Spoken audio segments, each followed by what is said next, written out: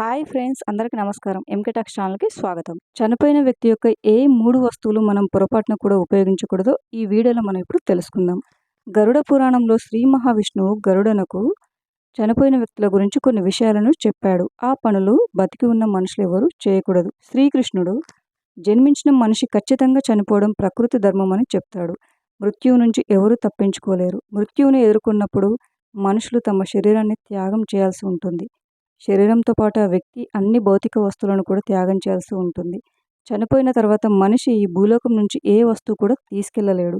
కేవలం అతనితో పాటు తన పాపపుణ్యాలు మాత్రమే ఉంటాయి. అందుకే భూమి మీద ఉన్నప్పుడు కోట్లు సంపాదించిన రూపాయి కూడా తీసుకుపోలేరని అంటూ ఉంటారు. ఎవరైనా ఒక వ్యక్తి తన జీవిత కాలంలో పాపాల కంటే పుణ్యాలు ఎక్కువ చేసి ఉంటే అతనికి మృత్యు సమయంలో ఏ కష్టాలు ఉండవు. అతని ప్రాణం తేలికగా పోతుంది. కానీ ఎవరైతే జీవితాంతం పుణ్యం కంటే పాపాలు ఎక్కువగా చేస్తారో అతనికి చావు చాలా భయంకరంగా ఉంటుంది. అతను మృత్యు సమయంలో చాలా బాధను అనుభవించాల్సి ఉంటుంది.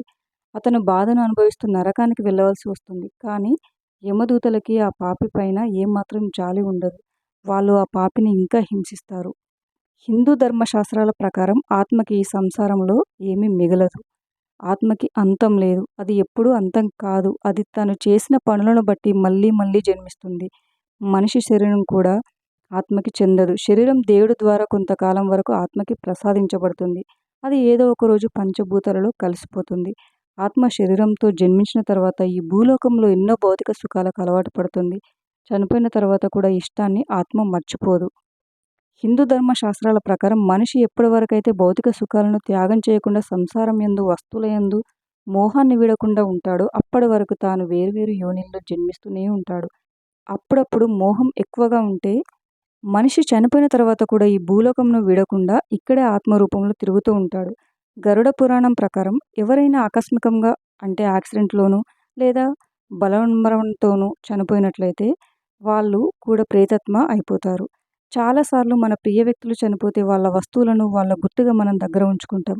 లేదా ఆ వస్తువులను వాడటం మొదలుపెడతాం. కానీ గరుడ పురాణం ప్రకారం చనిపోయిన వ్యక్తుల కొన్ని వస్తువులను మనం ఎప్పటికీ ఉపయోగించకూడదు. ఎందుకంటే ఆ వస్తువులతో పాటు చనిపోయిన వ్యక్తి శక్తి దాగి ఉంటుంది. ఆ చనిపోయిన వ్యక్తి యొక్క మోహం ఆ వస్తువులపైన ఎక్కువగా ఉండటం వల్ల అతను చనిపోయిన తర్వాత కూడా ఆ వస్తువులను వీడలేకపోతాడు. ఎవరైతే ఆ వస్తువులను వాడతారో అతను చాలా కష్టాలు ఎదుర్కోవాల్సి వస్తుంది. ఈ కారణం చేతనే ఏ వ్యక్తి అయినా చనిపోతే ఆ తర్వాత ఆ వ్యక్తి వస్తువులు మరొకరు వాడకూడదు.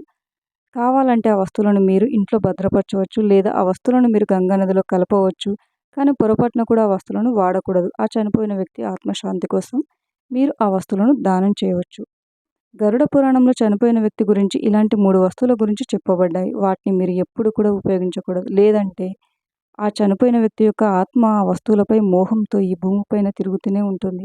ఆ ఆత్మకి ఎప్పటికీ మోక్షం ప్రాప్తించదు. దీనివల్ల ఆత్మకు ఇంకొక శరీరం కూడా ప్రాప్తించదు. ఈ 3 వస్తువులు మీరు ఎప్పుడు వాడకూడదు. ముందుగా పితృదేవతలను పూజించేవారు ఇళ్లలో చనిపోయిన వారి ఫోటోలను ఎక్కడ పెట్టుకోవాలి, పూర్వీకుల ఫోటోలు ఎక్కడ పెట్టుకుంటే వారికి కలిసి వస్తుంది, ఏ దిక్కులో పూర్వీకుల ఫోటోలు పెట్టకూడదు వంటి వివరాలను కూడా తెలుసుకుందాం. చనిపోయిన వారి ఆత్మశాంతి కోసం వారి జ్ఞాపకార్థం చాలామంది ఇళ్లలో ఫోటోలు పెట్టుకుంటూ ఉంటారు. అయితే చనిపోయిన వాళ్ళ ఫోటోలను ఎక్కడ పడితే అక్కడ పెట్టుకోవడం మంచిది కాదు. కొంతమంది చనిపోయిన తమ పూర్వీకుల దైవ సమానులని భావించి దేవుడి గదిలో ఫోటోలను పెట్టుకుంటారు. అయితే అది ఏమాత్రం మంచిది కాదని చెప్తున్నారు. చనిపోయిన వారి ఫోటోలను ఇంటి నిండా పెట్టుకుంటే ఇంట్లో నెగటివ్ ఎనర్జీ వస్తుంది. ఇంట్లో ఎక్కువగా చనిపోయిన వారి ఫోటోలను పెట్టుకోవడం వల్ల కుటుంబ సభ్యుల మధ్య కలహాలు కూడా పెరుగుతాయి. చనిపోయిన వారి ఫోటోలను పూజ గదిలో ఉంచి పూజ చేస్తే దేవతల ఆగ్రహానికి కుటుంబ సభ్యులకు గురయ్యే అవకాశం ఉంటుంది. చనిపోయిన వారి ఫోటోలను పడక గదిలో పెట్టుకోకూడదు. అంతేకాదు బ్రతికున్న వాళ్ళ ఫోటోల పక్కన చనిపోయిన వాళ్ళ ఫోటోలు కూడా పెట్టకూడదు.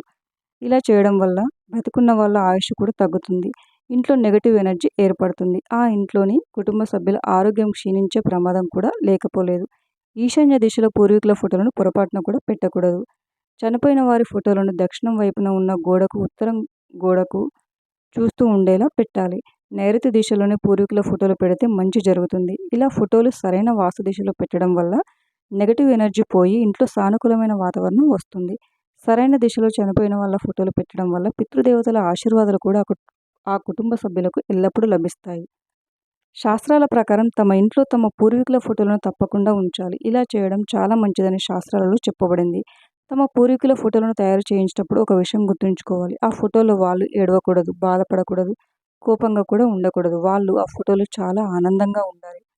ఎప్పుడైతే మనం వాళ్ళ ఫోటోని చూస్తామో అప్పుడు మనం మనసులో మనపై చూపించిన ప్రేమ గుర్తుకు రావాలి. ఒకవేళ మన పూర్వీకులు కోపంగా ఉన్న ఫోటోని ఇంట్లో ఎక్కడైనా పెడితే అది మన మనసులో భయాన్ని పుట్టిస్తుంది.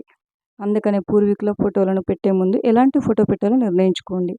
వాళ్ళ ఫోటో ముందు మీరు బాధపడటం కానీ, కోపం తెచ్చుకోవడం కానీ చేయకూడదు. అలా చేస్తే మిమ్మల్ని చూసి మీ పూర్వీకులు కూడా బాధపడతారు.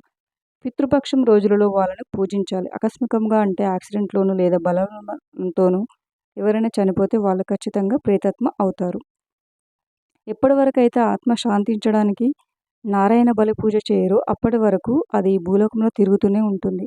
చనిపోయిన వ్యక్తి యొక్క ఏ 3 వస్తువులు మనం పొరపాటున కూడా ఉపయోగించకూడదో ఇప్పుడు తెలుసుకుందాం. ముందుగా చనిపోయిన వ్యక్తి యొక్క వాచ్‌ని ఎవరు ఉపయోగించకూడదు. ఇందులో చనిపోయిన వ్యక్తి యొక్క శక్తి దాగి ఉంటుంది. గరుడ పురాణంలో వాచ్ గురించి చెప్పలేదు. కానీ జ్యోతిష శాస్త్రాల ప్రకారం ఈ వాచ్‌లో కూడా చనిపోయిన వారి శక్తి దాగి ఉంటుంది. ఎందుకంటే వాచ్ ఆ వ్యక్తితో జీవితాంతం ఉంటుంది. ఈ కారణం చేతనే చనిపోయిన వ్యక్తి యొక్క వాచ్‌ని ఎవరు ఉపయోగించకూడదు.